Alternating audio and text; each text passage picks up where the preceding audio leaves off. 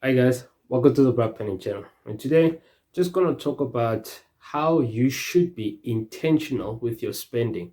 Well, I'm making this video during my break because I'm busy with my work and everything. And I actually had a conversation with my friend Fuchs, Funeka Mahela. Shout out to him. And we had a very interesting conversation. And I really want to share some thoughts that basically what that conversation was about. My name is Brad Pasi, and my 7 years' experience as an accountant and wealth advisor has made me realize that people lack a functional relationship with money. I'm here to help. I feel like this video is perfect as today is, debit orders are busy, doing some push-ups and they're getting ready to strike from the first and onwards if they haven't struck already. And I feel like this is the right video to really get you guys thinking about how intentional you should be with your money. Now, what do I mean? About 3 years ago or so, I was in a situation whereby I had a car, my first car that I actually bought, and I realized that I'm going to let go of this car. I was working. I was a financial advisor during those times, and I basically was earning a commission. I didn't earn a salary. So in other words, I was working, and then on a particular day, I was getting paid. Now, the car was not costing me a lot. I mean, I'll make a video on how I bought that car and how I ended up paying exactly the amount that I wanted to pay by giving the bank, the calculations and whatever. And I gave them an offer that I'm going to buy this car for so much, and this is how much I'm going to be paying per month. So in other words, the deal was good. I was paying about 2,000 rands. Is really good, right? So effectively, what was happening then is that the job that I was working, so in other words, the income that was coming to me, it was rather way less than what I could afford in terms of my life. I mean, I'm a young father, my son is about 2 years old, and my wife is not working, and I'm basically the only one that's bringing income in our household. And I'm still, mind you, living in my parents' house, so I was also comfortable as well.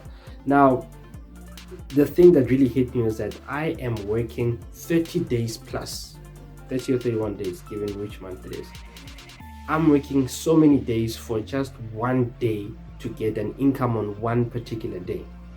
And even if that income were to be enough, that income runs out within a space of 5 days. In other words, I have one way of making income, and there are more than 20 ways of which that income leaves me. And this is where I started to realize that, it's very key for me as an individual. As I was in the situation 3 years ago, I realized that no, I need to fully invest in business, because there's nothing as worse as being in a situation where I had a degree, I had experience in terms of business, I had experience in terms of multiple things that I could use as a skill, but nobody was offering me, or I was not getting job opportunities, or I was not being accepted for jobs which allowed me to use those skills. So at the end of the day, it was so tough that I had to realize that no, I had to dig deep in myself. I had to shed off expenses that are unnecessary. And mind you, a car is quite necessary, but I had to look into myself. I can't, what's necessary for me might not be necessary for you, and vice versa. So I took a deep analysis of my situation. I realized like, no, the income that I'm literally working only to pay off that car, that's how bad it was. I have to realize like, no, I need to cut off this expense and look at what is most important to me. What was most important to me was feeding my son and making sure that he has food. That was literally the most important thing. I had to disregard myself. I didn't really care about much, and that's what I did.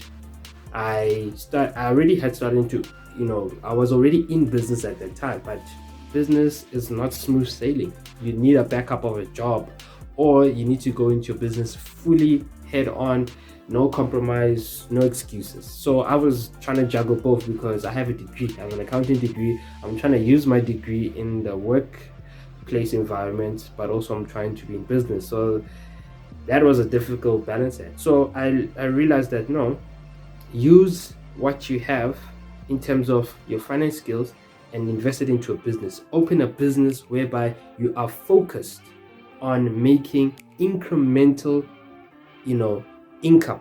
So in other words, incremental income means that I'm being intentional. I'm not looking to get clients who are going to pay me 20,000, 10,000 per month. No, I structured my services in such a way that I'm looking for clients which at a minimum they can pay me 950 per month. And when they pay me 950 per month, I know that out of the profit I make from that 950, I can buy nappies, I can buy some food, I can buy things that are needed in the household. And guess what? If I can get 10 people that are giving me 950 per month, that's 9,500.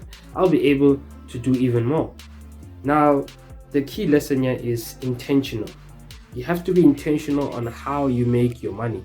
Make sure that your money is linked to an expense. So in other words, I linked my 950 to buying nappies and stuff. And obviously, this is real life. You don't just live on just feeding your son. I also have needs. I have, my wife has needs. But each and every expense that we have in a household, I try to make sure there was an income for it. And this helped me to manage success. Because when you're successful, guess what? Oh, I make so much money, I can relax. I don't have to push anymore. Wrong.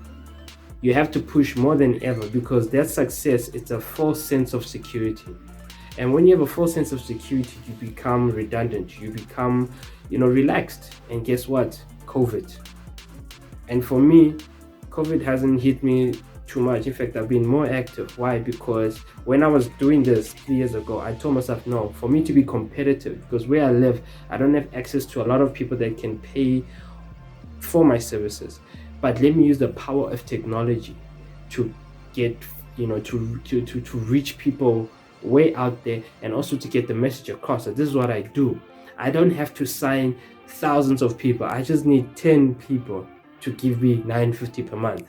And what that did, it allowed me to start doing something, to start taking action. And mind you, as I learned, I had to understand that you have to do what you don't like for a short period in order, or do small things at the beginning so that you can get to big things at the end. And that journey is what is the magic or the wonderful experience that I wish everybody could enjoy, because through that journey you learn that success is the worst teacher. Failure is the best teacher, because failure motivates you. But of course, failure can be bad when it overcomes you. So you have to have a strong heart. You need to have, faith. You need to have strong will to overcome. And the more you overcome failure, is the more you realize that, oh, failure was actually a lesson that was teaching me how to improve my product. And this is really the crux of the conversation that I was having with my friend, because we were just talking like how difficult it is to get a decent school in the same standard of the school that we went to. And we went to a public school, but to find a similar option of what we were given in terms of value, not just schooling, sports and extracurricular activities, all inclusive, it's very difficult to get it today. We have to consider private schools where you pay 4.5 plus 10,000 or so per month just for schooling for a grade 1 learner. And I was just busy telling like, I might not have the money, but what I'm trying to do is I am busy pushing what I am doing from a business point of view to get to a point where I can afford that additional expense that comes my way. And this is what I've been doing 3 years ago till today. Whereas now I am fully independent. I work as I want. I mean, like literally right now, if you look at me, this is pajamas, and I'm working from home. I'm doing all sorts of things. I mean, yes, I do have an office, but I can't access that office right now due to COVID. But I'm still working, and that's the thing. Everything that I do, everything that goes into, my efforts, based on the expenses that we incur as a household, they are accounted for by the income that we make. And in business, this is where you talk about your asset, your asset tests, your gearing. When you talk about for every liability you have, for every one liability you have, you want to have 2 assets that cover that liability. So what that means that if I'm going to be creating borrowings of 100 rand, I want to have 200 rand in terms of cash, or 200 rand in terms of the value of assets that cover that loan. So if that loan fails, then they can be absorbed from that asset.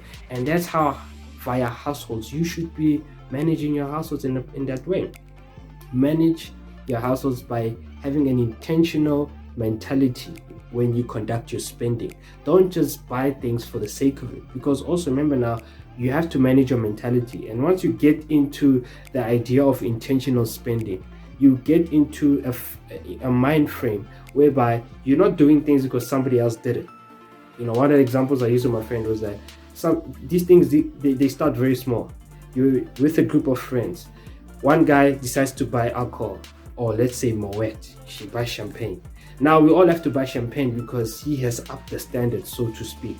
He's upped the standard, and this standard is like, oh, you can't be having juice. Oh, who are you? Oh, you can't be having beer. You need to have Moet or whatever, champagne. And we end up all doing that without thinking, what are the financial implications of me doing this? Then I said to him, we should stop that mentality. I remember there's a friend of mine, he has started to drink wine as a business partner and a friend. I asked him, why do you drink wine? He's like, no, I like drinking wine because it gives me tranquility, it relaxes me. All of these features and benefits that he mentioned.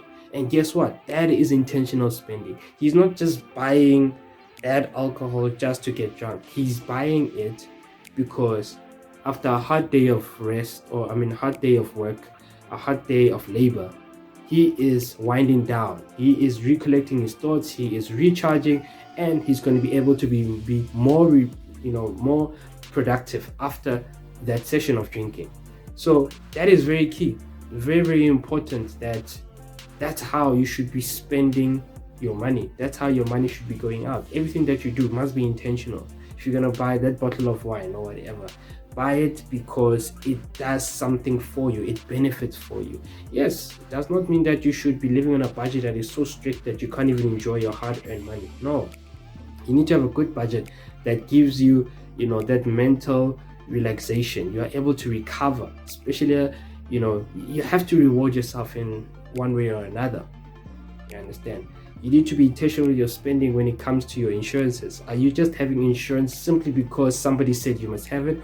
Or are you basing it on your life? One example I gave to my friends, like, I live in a complex, or if you're living in a situation where, or not living, but if you're in a situation whereby you don't drive that much, why are you paying such high insurance premiums as a person that drives every day, that is, being exposed to all sorts of risks that his insurer has identified? Go back to your insurer and say, hey guys, I am living in such and such conditions. Do you guys have an alternative pricing for me? If no, then go get an additional quote and see. And I'll guarantee you, somebody's out there looking for your business. They will give you what you want. But also, don't just listen to them. Tell them of your situation. Ask them, what type of product do you guys have that can suit my situation? This goes together with your life insurance and all sorts of lifestyle related insurances. Do the same thing. Look at your life and, go back to your financial advisor, whomever that is your broker, and get the deal that suits your life so that you can pay exactly what is relative to your life. And once you've exhausted all of, your trimming options in terms of your expenses, look at ways to get a second income.